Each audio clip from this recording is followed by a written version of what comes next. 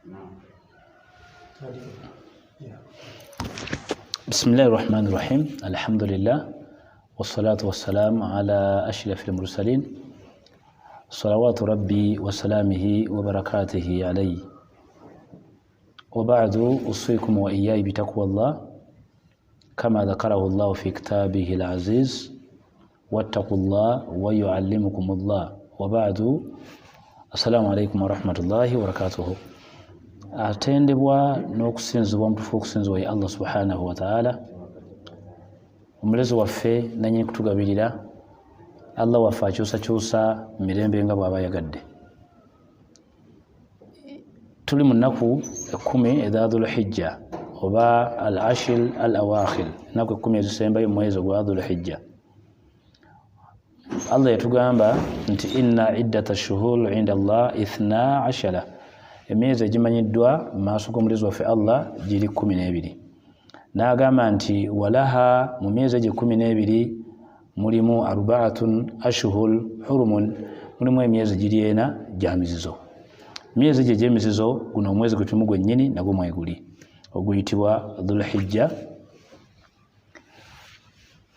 oguyitibwa Dhul Hijjah amakulu omwezi ogusembayo mu mbala yaffe ey'ekisiraamu omwezi guno gwa Dhul Hijjah gulimu ibaada enkulu nyingi omuli ibaada ya hijja nembamu ne ibaada ya arafa baganda baffe abali ku haramu Allah subhanahu wa ta'ala gwabalese mu nsi nga oli mulamu nga twasobodde kubeera na baganda baffe bali ku haramu tukutegeeza okuviira ddala mu lunaku jjo Sande olwaliro Mande obale ennaku ezinajja oyina naawe byoteeka okukola baganda baffe abali ku haramu bibaziyizibwako nga naawe biba bikuziyizibwako ebbanga lyomala ng'onaabeera mu bantu abanaasala ekisolo gamba nga taqlimu al-adafil okujjako enjala kuzeesonyiwa bw'oba onaasala omuli okujjako enviiri sawaan qasluha si nsonga ogenda kuzimalako zonna oba ogenda kukendeeza neweerekereza kulinda ennaku zino oba onaasala mwe mwali ebifo by'ekyama nkwawa n'ebirala nabyo tebikwatibwako mu nnaku zino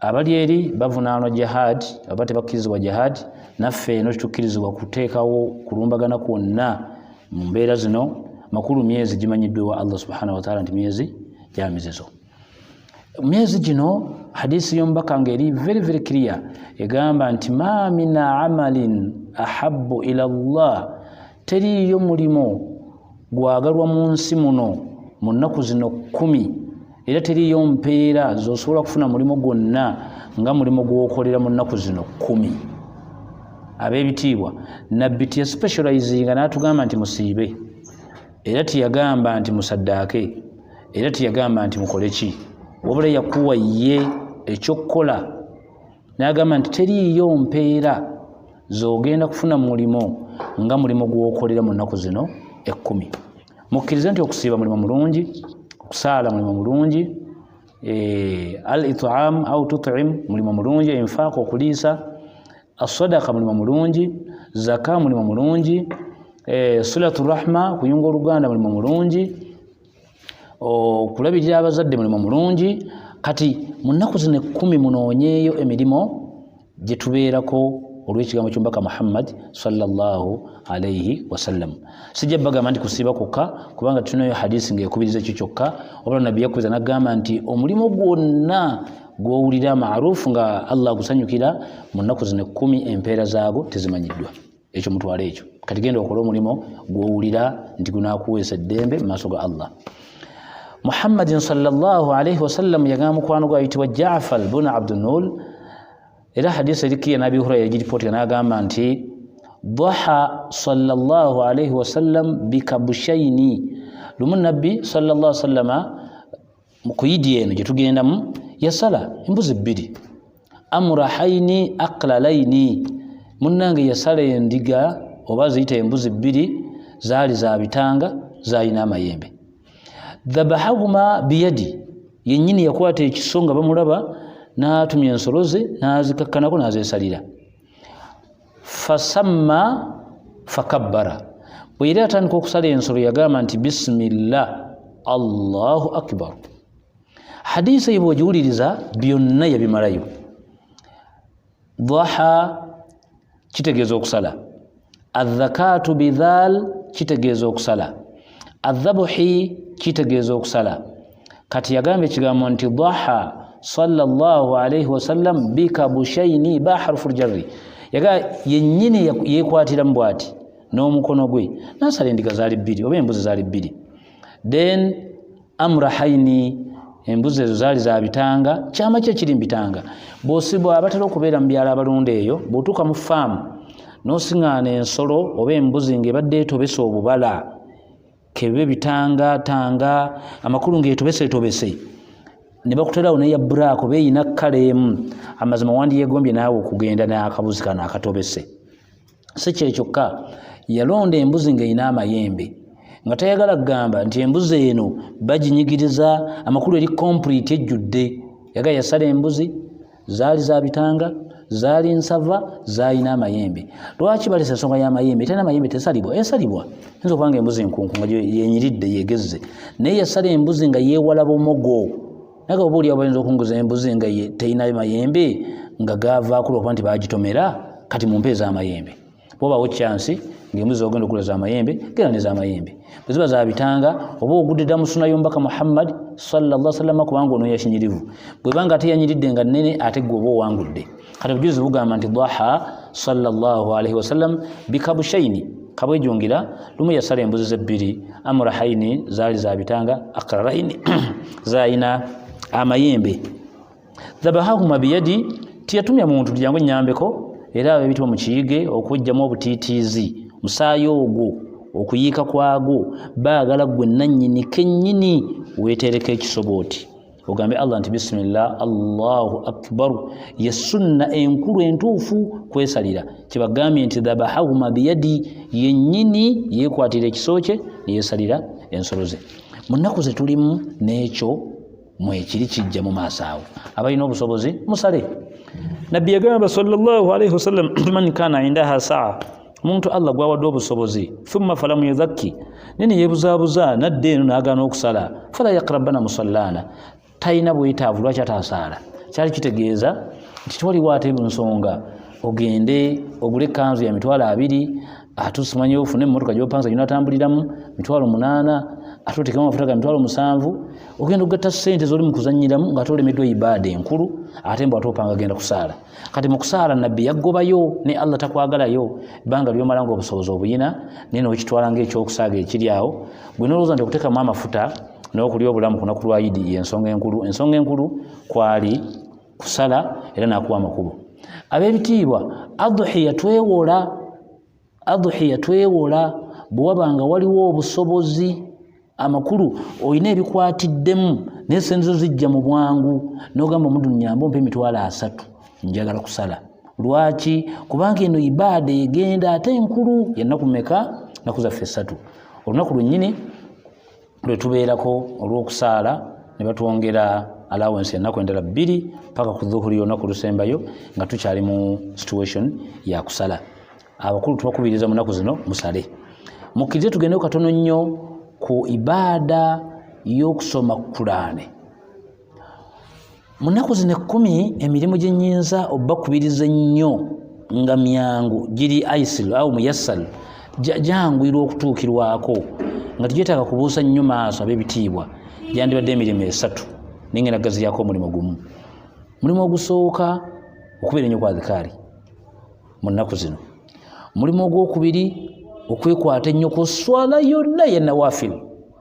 Tuli mu mbeera ya covid negibagambako nga tulina okusaala kubanga zimu ku nsonga ezijja omuntu ng'ali mu mbeera ya dayyik al-mukhasif, embeera ng'ezze yakanyigo, Allah okukolya makhraja okusaala ennyo. Kati tutuusa ate mu kaseera nga tuli mu nnaku za Arafa, Allah wasinga okuba nga atayagalyawo ibaada ennungi kati okusaala. Naye mulimu gwe njagala tugaziyemu olwaleero gwe mulimu gwa Qur'ani, okusoma Qur'ani. Uthman ibn Affan radiyallahu anhu oye sahaba w'omubaka owokusatu yakulembera umma eno. Mu bantu be tulina mu umma muno nga nabbi yaboogerako nti be bantu abasinga okuba n'ensonyi mwe muli omusajja gwe bayita Uthman ibn Affan radiyallahu anhu. Uthman yawasa abawala b'omubaka babiri. Yawasa omuwala gwe bayita Zainab oyo yafa nga mukyala mukulu, era bw'afa nabbi baamubikira najja agenda okutuukawo fil hakiika nga muwala waafudde, n'ayita bakazi be n'abagamba munaaze muwala wammwe. Baali bayina ebintu ebibabulamu mu kunaaza, n'abalagirira munaaze bwe muti, munaaze bwe muti, munaaze bwe muti. N'abagamba bwe mumala okunaaza bwe muti mumpita, ne bamuyita. N'abagamba musibe muwala wange ebituttwa bisatu, enviiri ze mubiyumu amazzi mubitobye, mubizingire mabega byebakire. Ne bamala ne bamuyita. Bwe baamuyita amaze obbikola ebyo, ne yeesumulula enkutu gye yali ayina. Ekibuuzo yalina enkutu bbiri, amakulu ne yeesumulula enkutu gye yali ayina mu kkanzu ye oba mu lugoye lwe, n'abagamba munoonyeyo engoye endala bbiri ezifaanana n'olugoye luno. Ono muwala wange mugenda muzinga bwe muti ne bwe muti ne bwe muti. Wayita ebbanga n'ayita Uthman n'amuwa omuwala omulala bayita Umukulthum, naye n'afa. N'agamba Uthman, singa nnyina omuwala omulala nandikuwadde omuwala, kubanga Fatima yali mwana muto nga tasobola mumuwa. Ekyo kiraga nti Uthman yali mukwano gw'omubaka, era yawasa bawala b'omubaka babiri. N'aweebwa n'erinnya mu umma eno ayitibwa Bidhi Nurain, makulu nannyini bitangaala bibiri, yoyo Uthman ibn Affan radiyallahu anhu. Yali musajja mulungi, yagulira umma oluzzi nga batuuse Madiina. Yakwata ssente zaali mu ddiba lyalinga lya nsolo nga bonna tebakisuubira, ng'ebiseera ebyo mu Madiina ebonaabona n'amazzi. Omuyudaaya eyalina nnyini mazzi atali musiraamu bw'amanya nti abasiraamu batawaaza bakozesa amazzi mangi, amazzi n'agalinyisa ebbeeyi, ne tuba nga abasiraamu bakaluubirizibwa. Amazzi yagatundanga ng'aguza abakatuliki n'abasiraamu, naye nga ku sayidi yaffe alina engeri gy'anyigirizaamuko. Uthmani n'akwata ssente n'ayita omuzeeyi n'agula oluzzi, n'atakomaawo, n'amugamba ate nkulekedde obuvunaanyizibwa, ngenda kukusasula oluzzi lukuume baleme kulwonoona, naye amazzi toddamu gatunda, amazzi ga bwereere. Era nabbi lumu yagamba sallallahu alayhi wa sallam ti laana Allahu li rajuli, Allah si ekikolimo ku musajja bwe yaguza abantu amazzi. Ne bwe gaba amazzi nga ga faamu ga nte, ne bwe gaba amazzi nga gaaki ente nejja okuganywamu omuntu okugasa n'amugamba mpaayo 1000, Allah akunyiigira si kirungi. Era Uthmani n'akita n'agamba samba wadde amazzi. Munene mu umma, era oluggi lwa Uthmani lwogerwako, biiru gye luli oluzzi eyo lwe yagulira umma n'abanga atutaasizza sente ya Zina. Uthman yakulembera umma eno nga bamaze okutemula omusajja gwe bayita Umar ibn Khattab radiyallahu anhu. Mu mbeera etaali nnyangu, umma yali eguddemu kye bayita fitan, ng'abasiraamu beetya, ng'abasiraamu beetemula, ng'omusiraamu okuwa salaamu oli n'agiddamu si kyangu, buli mulabanga munne omulabe, nga waliwo ekigambibwa nti waliwo guruupu emu etemula abasiraamu.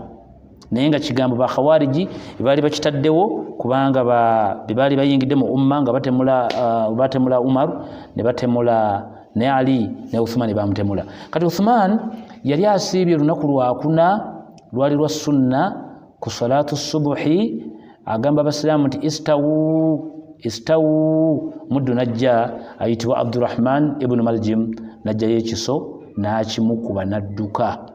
Uthman alaja n'obulwadde, era wayita ebbanga lyali ttono, Allah n'amujjulula. Uthman oyo aliko ekyamagero kyewuunyisa.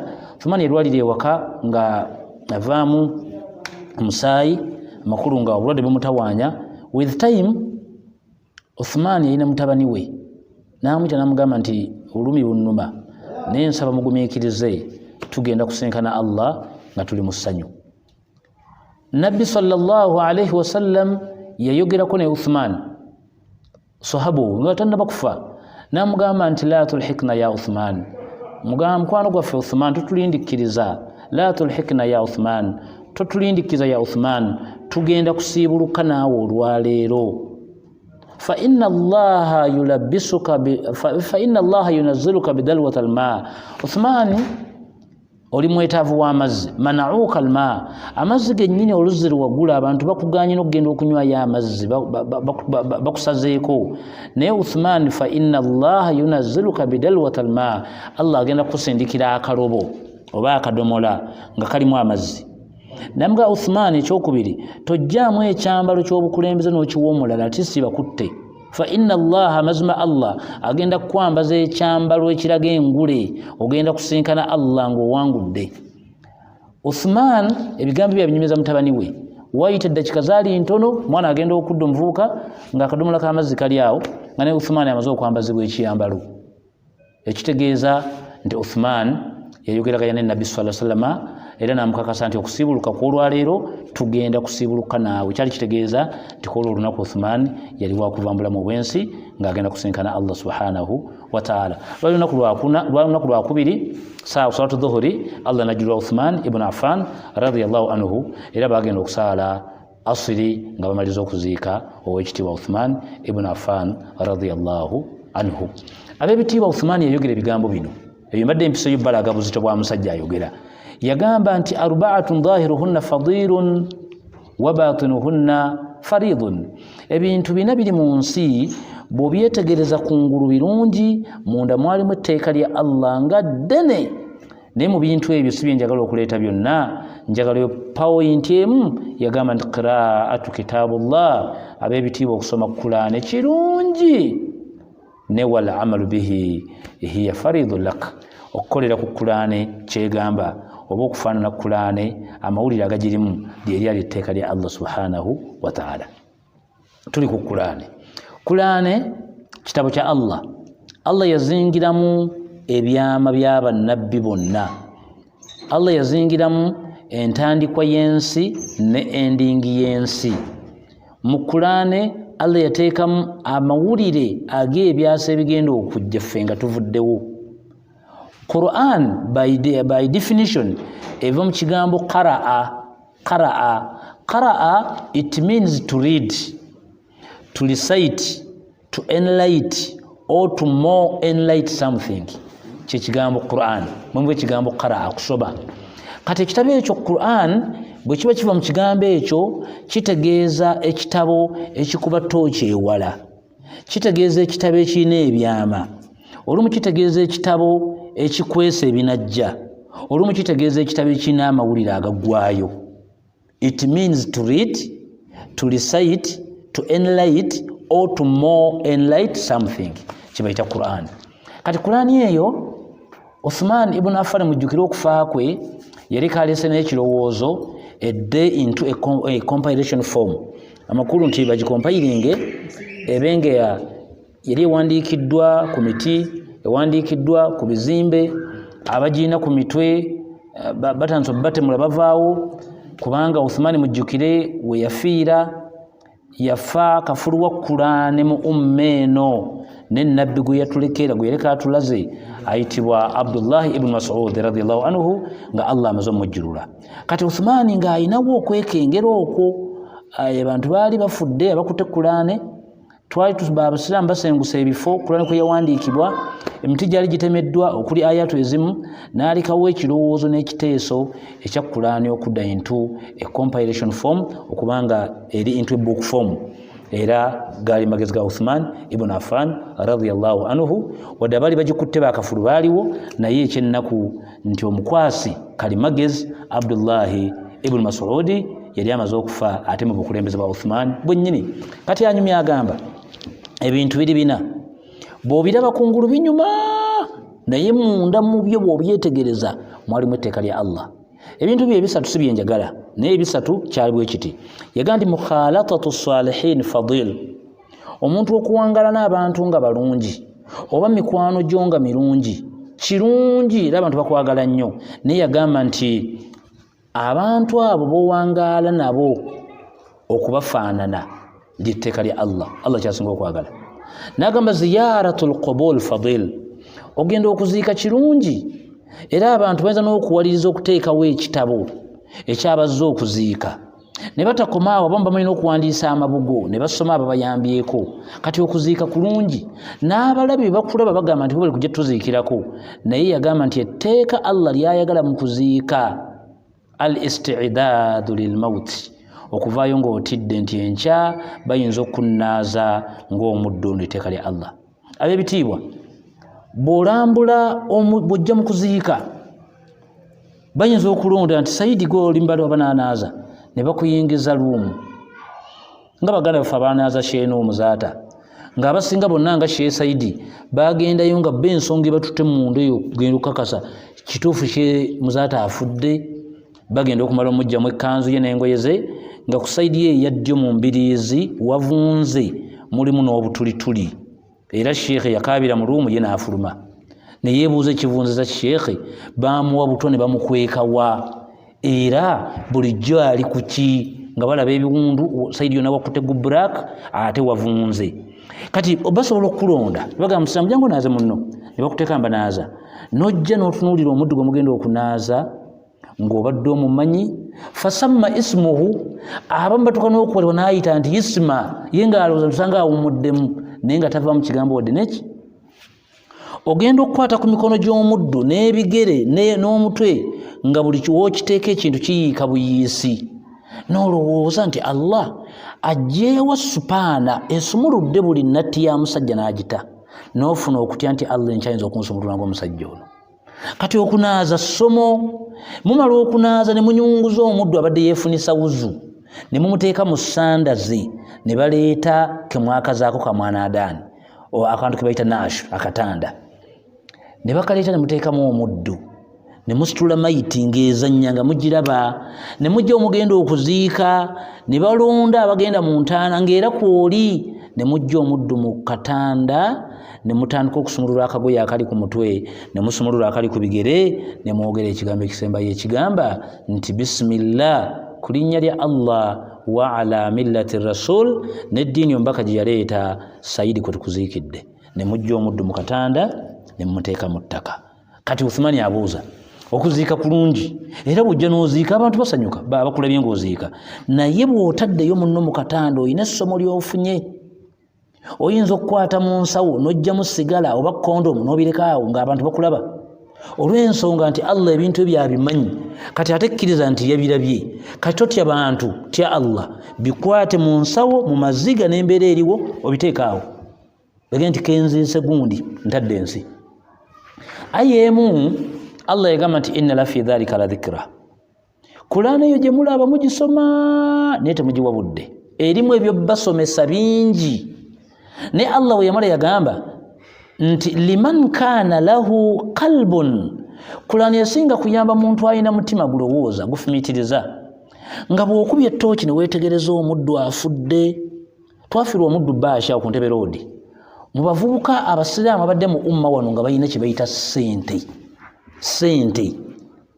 ng'oyinza okugenda ku akawunti y'omuddu akawunti ziwera 4 ng'awezaako obuwumbi 6 muvubuka muto myaka 4 oye Baashi yatandika okuvuga emmotoka ez'ebbeeyi nze nga mumulaba tavugangako mu mmotoka ekka wansi wa miliyoni 4 mu myaka egiri mu 10 gyendabidde omusajja oyo amaka ge yalese ne gavumenti nze yatuusewo negamba ono kiki era abadde akola ki naye omuddu yafa bitaliibwawo ne bamutwala osajja Masaka ne bamuziika abali ku Ntebe Road awo naye ekyokuyiga kyenjagala mufunemu nti waliwo omuddu afa ng'ayina buli kimu muvubuka muto ayina ssente mwana musiraamu abadde ayambako awamu waasobodde naye yafa bankubira ssimu nendowooza nti oli ali mbyakusaaga naga musiraamu oliwa nti wendi waka Baashi Allah amujirudde nemuga nti tuli mu ddwaliro tujjayo mayiti imirya ku siteera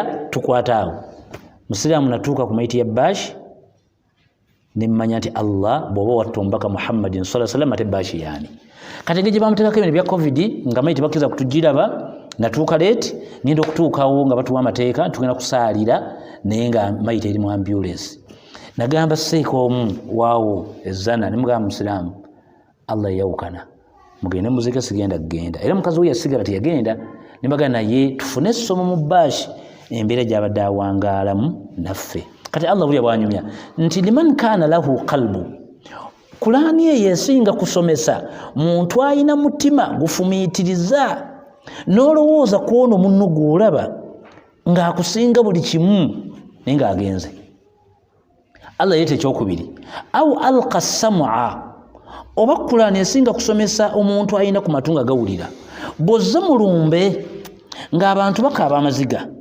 abantu balaajana n'owulirako n'amatugo nga si firimu n'owulira nga basoma n'ebyafo by'omugenzi nti alese abaana 8 naye abadde ayina enkaayana mu kisenyi ayina we yakusasulako obuwumbi 7 bamubanja akawumbi kamu ebyo nojja n'obiwulira n'amatugo nga si kunyumiza oyina ky'oyizeemu kufa kw'omuntu oyo Allah yeeta ekyokusatu wa huwa shahidu omuntu ono okusobola okuyiga obulungi ateeka okuba nga alina n'amaaso agalaba bozze nga si kunyumiza mayiti n'ogiraba n'agago wadde kale ya covid naye ng'eri mu biveera obiraba mukazi we n'akonfaminga nti mbadde nsaba temundekera ngoye za Bashiro mu nnyumba bwe naazirabako nja kuyisibwanga bubi oba mbadde nsaba mukkirize ngira ngenze ewaffe enve mumaka buli lwendaba kino nzijukira Bashi wa huwa shahid ng'ebyo ebyogerwako naawe obiraba n'amaaso go Allah ensonga esatu zeyaleeta ekati inna la fi dhalika la dhikra mugenda musome Qur'ani egenda basomesa ebintu bingi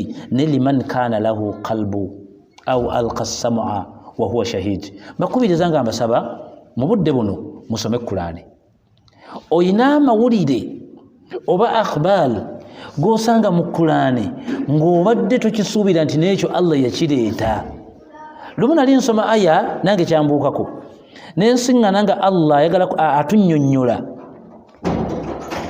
ku jaketi ne sweta oyinza okusiŋŋaana emabegako emyaka 4 nga bwe wayogeranga ekigambo jacket and sweta nga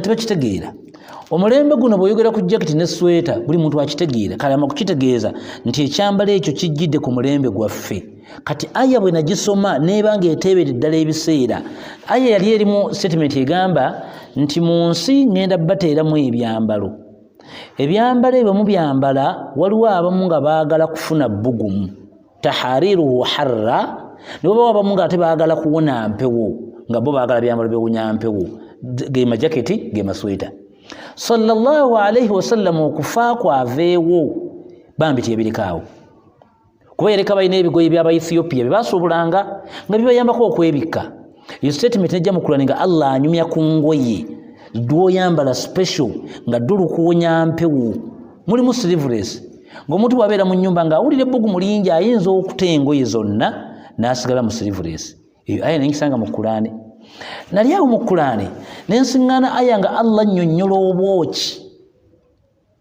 obwoki bw'enjuki suratu Nahli Allah n'agamba nti wakadhalika awha Allahu ila Nahli nze omulezi omwe lumu natumira enjuki nenjitumira bamalayika nga njiragirira butya bwegenda okuwangaala mu nsi nagigamba anittakhidhi min aljibaali buyuta weeteeka okuteeka ennyumba yaayo awasookerwako egende eteeke enoonye ekituli nga kiri muti tekomaawo enoonye ekituli nga kiri awantu aweekwese wa mina shajari nenjigamba mu miti n'amayumba namusukuvunaana thumma dharura saakomaawo nentandika ogiragirira butya bwe naafuna kemiko n'ebintu byegenda okulya okukolera abantu eddagala nenjigamba thumma kuli min kulli shajar genda ng'otambula Allah agamba enjuki malayika egigamba nti egende ng'etambula ng'erya ku buli muti gwe mulaba mu nsi ab'ebitiibwa greens gwe mulaba mu nsi emiti egyo mulimu egikaawa ng'emiruluuza mulimu emiti nga giwunya lusu waliwo omuti baguyita omutwala bafu batugenda mu bibira ebyo ebinene waliwo omuti guyitibwa omulondo batera okulya emirondo mulimu omuti guyitibwa akasimba omuti ogwo waliwo omuti guyitibwa omutuba ogulina amasanda ago kati emiti girina testi za njawulo mu bikoola byazo n'ebibala byazo naye wuli Allah bw'anyumya agamba thumma kuli min kulli thamarati nze nagamba enjuki buli muti na buli kibala kyolaba mu nsi gwenjagala ogenda olyeko thumma dharura saakomaawo nenjiragirira kemiko gyejja okusembyayo okuteekamu ebyo byemaze okulya jjukira akayuki katono kagenda ku buli muti oba ku buli flower ekimuli negenda ng'ebojjako bwesanga otuzi ku makya ku kikola natono neebojjako nereeta kati Allah agiragirira weemalira okufuna kemiko ye toileeti n'omusulo ng'ejja mu toileeti ng'efuna empitambi gye tutamanyi nti eweza wadde haafu wadde kota tegiweza ngejjawo omusulu ogutaweza wadde hafu elita nagwo naye gutwala Allah yagamba thumma nakhruju mimma fi butunihi bwe malo tuleetera byeridde ku miti n'ebyo byejje mu bifo byembagambye tubijja mu mbuto z'akantu ako minal alwanu mukhtalifa tugenda obbawa ebyokunywa ebyo mu bye muyita obwoki oba ssaali Allah agamba tubibawa nga tubitadde mu kkala za njawulo waliwo osiŋŋana obwoki nga bwa yero n'osiŋŋana obwoki nga bwa black olaliwo osiŋŋana obwoki nga bulimu oluntu lwa white obwoki obwo nga butoototo kati aga nti obwoki obw'enjawulo temubwekanga tubujja mu mbuto z'ebintu ebyo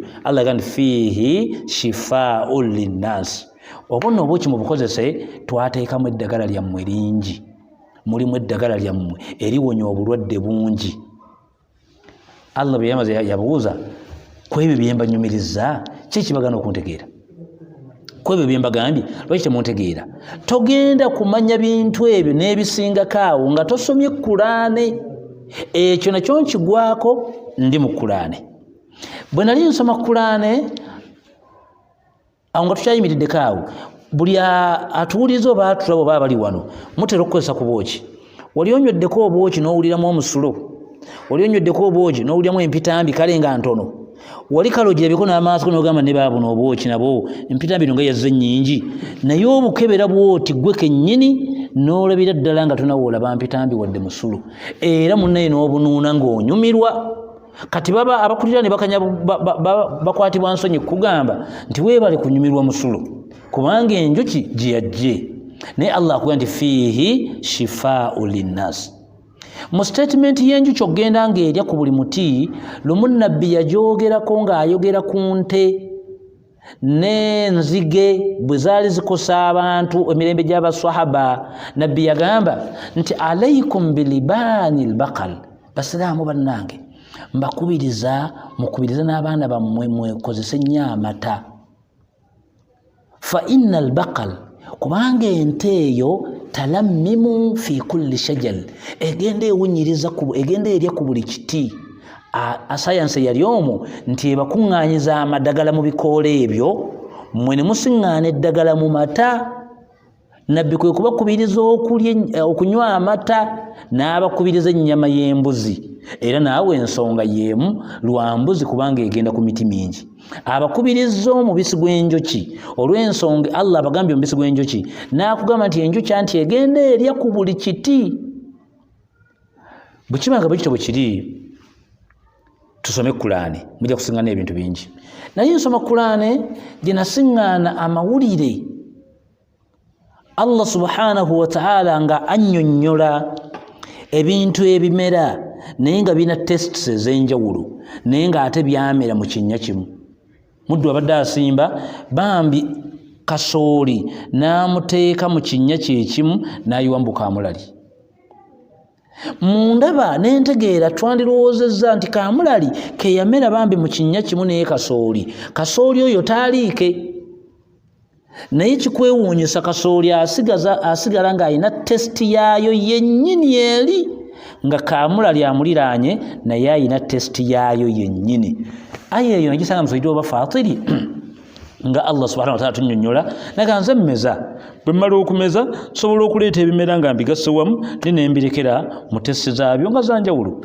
Allah yanyumya ku mayanja mu sura eyitibwa Twaha yanyumya ennyanja n'alaga nti amazzi gayisiŋŋanya abali bagenzeeko sayidi za Jinjaawo oba n'ogenda e Kasensero oba n'ogenda sayidi za Sudan ojja kusiŋŋaana naddala mu Uganda tulina Victoria nga econnectinga ne Red Sea amazzi ago galaba oba Kagera olaba omwalo ogwo oba omuggo ogwo oba liva eyo ng'eyingira mu Victoria nga mazzi ga red ng'ate gano mazzi ga black nekikwewuunyisa nnyanja y'emu nga n'amaato gayitawo naye nga gakulaga nti amazzi gano malala naye gano malala kati Allah akinyonsoitwa Twaha ebyo togenda kumenya tosomye Kulaane kale eyo vaayo bw'oba oyagala kutegeera awali ssente we ziri genda osome Kulaane Allah yagamba wa fi ssamaa'i rizqukum wama tu'adun emirimu gye mukola olina edduuka ly'engoye onaatunda cakala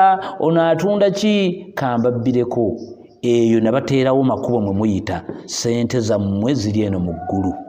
waman nunazziruha era tetuta sente ezo kutuuka mu nsawo yo illa biqadarin ma'lum kuleka nga tumaze kwetegereza nti Saidi oyo bw'afuna miliyoni 4 tasula mu loogi anaabamu amagezi muzimuwe. Yagamba nti waman nunazziruha n'ezo sente tetuzita okuleka nga tulina ensonga zetumaze okuyitamu nnyingi ne tugamba nti omumuwe twagala ayine twagala kumutta oba oyo mumuwe twagala afune siriimu twagala ajje n'obulwadde oba oyo mumuwe sente ayinza okuzimba omuzikiti. Yagamba nti waman nunazziruha tugenda kulemera kasitoma aveeko abaala ajje ku dduuka lyo oda yaffe okuva mu ggulu n'azunga Kampala yonna n'amalira ku dduuka lyo ng'era tewakoze n'akuba ssimu n'agamba Saidi nazze muno njagala bintu byo naye ng'alina gy'azunze nga Allah amuleesaawo. Kati Allah kyagamba nti wafi samaa'i rizqukum sente zemulaba ziri mu nsi teziri eyo ffe tuzisindika naye nazo tetuzisindika okutenga tulina mission tezigenda wagundi eyo Kurani yo bw'onagisoma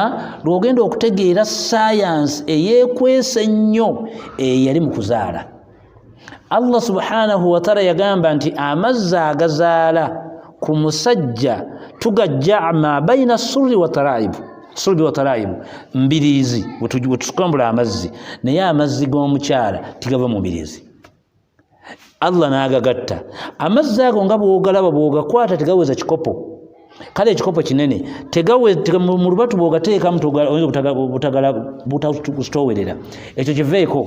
Bw'okwata microscope okebere baziyita Steve Edge mu Luganda zituyite ensigo ezizaala amakulu aga amagi zibayite ensigo ezizaala n'okwata microscope bwoti weetegereze Steve Edge ezo olabira ddala ng'omuntu buli tayine nga butono omwo. Allah subhanahu wa ta'ala mwajja bode ya buli musajja gwe mulaba oba olina ogufuba oba oli mumpi oba oli munene oba oli muki omwo Allah mwamujja.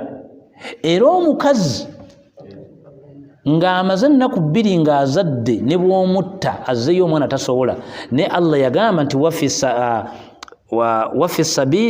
sabiri yassara ate Allah bw'aleeta aya eyo n'agamba nti ate nze kennyini bwe tulaba ng'agenda kufuluma lunaku olwo ne tumwanguyiza ayiseewo omwana kitegeeza okumuzzaayo si kyangu. Ab'ebitiibwa n'okuzaala n'olaba nga byama biri mu Kurani. Naye mbakubiriza musome Kurani mu nnaku zino 10 Uthman ibn Affan radiyallahu anhu yagitukubiriza nnyo naye ayina ekigambo kye yasembyayo kyenjaga tumalireko yagamba ziyaratul maridu fadil mulwane nnyo mulambule abalwadde. Amazima mu kulambula abalwadde kulungi n'ittikhadul wasiyatu minhu okuva mu ddwaliro ng'otegedde nti obulamu oba embeera ekyukakyuka lyessomo Allah yasinga obbaagalako. Mu zino ennaku zetulimu n'ogwo omulimu temwandigubuusizza maaso tuli mu mbeera nga ya covid tuyinza okulambula abalwadde mu nnambula eya tekinologiya oba ennambula gye mwakazezzaako ey'omutimbagano n'okwata essimu yo n'okubira munno n'otakomaawo n'oteekako emitwalo gye 10 oba emitwalo gye 5 oba emitwalo gye 3 okukulambula eriko lyakulambula abalwadde. Bw'aba ng'omulwadde waali olina accessibility ejjawo okumulaba ekyade kikyandibadde kiri afdal olw'ekigambo kya Nabbi kye yagamba nti waliwo bamalayika bamanyiddwa bakulinda benkanankana emitwalo 7 nga bakulinze ojja okulaba omulwadde yenna bw'omala okutuukawo n'omuwa salaamu n'osaba edduwa egamba nti as'alullahu al-azim nsaba Allah nannyini bitiibwa rabbul arshi al-azim oyo nannyini namulondo eyagulumira ayashfiyaka nsaba akuwonye. Ne bw'oba toyina 10 ky'omuwadde ne kasita oyogera edduwa eyo ng'akuwulira n'ofuluma bamalayika abo emitwalo 7 nga bagamba Allah nti tusaba Allah omusajja ono mu buli kyetaaga. Tusaba omubiri gw'omusajja ono tuguza n'ogwokya. Tukusaba omusajja ono olwaleero omuwe ensonga ze zonna z'ayagala. Nabbi yagamba nti abanga mumwe bw'abanga avangayo okulambula omulwadde totyanga kubaako ky'osaba Allah kubanga olinayo emitwalo 7 egy'abamalayika balajanira Allah. Omusajja ayagala hama, musajja ayagala kino, musajja ayagala kino, ogenda okutuuka nga Allah akikuwadde. Yagamba bw'ogendayo ku makya bakusabira mpaka magaribi lwogisaala. Bw'ogenda yeekawungeezi bakusabira mpaka lwosaala subuhi. Mu nnaku zino tulambula abalwadde. Kati ekibuuzo, oyinza okulambula omulwadde ng'omuwala oyo wamwendako, ng'omuwala oyo omumanyi, ogenza okujjamu eno embeera ya covid ng'olowooza covid okutuuka ku awa nga siriimu ya mukalanga, n'oyita erinnya awa n'agamba nti sula siriimu annumye. Bw'otuuse ku muwala n'osembera waali omusabire ku dduwa, maama we n'akulaba naga mutabani gwozze wayendanga ku mwana we ng'akumanyi, n'owulira ng'okankanidde ne mu ddwaliro bw'oti n'ogamba awa kiki, enviiri wajjeeko zaaki, naga nti sula enviiri zikunyuka zokka, n'otya siriimu. N'ogenda mu kalumu bakebera omusaayi wallahi nga tolina siriimu, noga nalubuuka ntya, obadde ofuluma bw'oti mula n'akuyita naga sula mbadde nsaba nnyambe munoonyezeyo enkoko bambi nga teriimu munnyu, appetite gye njagala. N'ofubutuka eddwaliro ng'omubbi n'ogenda onoonye enkoko w'ogijja, oli wamwendangako enkoko n'ogireeta, obadde owa booda akutuusa ku ddwaliro bwepa ne bagamba nti Amina Allah amujjuludde. Owa booda n'agamba nti mbadde nsaba enkoko ogindekere mutabuliiki ngenda gyesala, n'ogimuwa. Naye kati Usmani abuuza nti wattikhadhul wasiyata min kulaq, ekyo ky'olabyeko eky'obulwadde n'embeera omuwala gy'abaddemu wamwendako ng'ali mu kiro 8, osiŋŋaanya omuwala ngozo gwa mwana wa myezi 2 yali ku buliri, oyina essomo ly'oggyeemu, osobola okweyazaayaza n'obaako by'ota, osobola okukolayo omulimu omulungi olw'ekyo, osobola okuyita istighfar. Ab'ebitiibwa z'ensonga za Uthmani 4 zagamba nti arbaatun, ensonga 4 fadilun nnungi, bw'oba ozirabye ne wabaatunuhunna faridun, bw'ozikebera ate munda mwalimu etteeka lya Allah. N'agamba nti mukhalatatu salihin, kuwangala n'abantu abalungi kirungi, naye bafaanana ly'etteeka lya Allah. N'agamba nti okulambula abalwadde kirungi, naye okufuna essomo omulwadde ly'etteeka lya Allah. N'agamba okusoma Kulaani kirungi, naye okukolera ku Kulaani ab'ebitiibwa ly'etteeka lya Allah. N'agamba ekisembayo ziyaratul qubul, ziyaratul marid, qiraatu kitabullah, mukhalatatu salihin. Tugambe n'okuwangaala n'abantu abalungi, kusoma Kulaani, kulambula abalwadde kutumalidde biidhini taala. Nga tubasaba tubakubiriza ti mu nnaku zino ezisigaddeyo oba ze tulimu musome nnyo Kulaani, olwa hadisi ya Nabbi gy'agambye nti ma min amalin ahabbu ila Allah, teriyo mulimo Allah gwasinga kunyumirwa nga mulimo muddu gwakoledde mu nnaku zino. Kebeere swala nga gyosale ya dhuhuri, kubenga okutte mutwalo n'oguwa omuddu, Allah akitanyukira nnyo. Mukkirize ntuusa obubaka obwebaza eri baganda baffe abatugoberera, twabakubira omulanga gw'ekidduka. Nkakasa bulungi nti mutambuddeko sofa, kyenategeddeko nti miliyoni emaze giweereza. Pikisaawe negula miliyoni 5 mu mitwalo 2. Nkakasa bulungi nti biidhini taala wadde entambula ebaddemu kaslo, naye embeera eriwo nga n'essimu yange yazzeko ku mutimbagano kwendi, kati abanjagala mujja kunfunira okwo. Saba tuyambagane tufunire baganda baffe bano ebidduka, muganda waffe SK Media kwatambulira ayongere tutuusaako emisomo. Embeera gye tukyalimu kino kikyali kituuza, kikyali kiwanvu. Kati nja kusaba abatukwatirako naddala baganda bange ab'ebweru mumuteekemu ku mukono ogw'enjawulo, muganda waffe afune ekyuma kwatambulira tusobole okwesikaasika okuyambaganako ko. Hayakumullah wa jazakumullahu khaira. Subhanaka Allahumma wa bihamdik, nashhadu an la ilaha illa anta, nastaghfiruka wa natubu ilay. Assalamu alaikum wa rahmatullahi wa barakatuhu.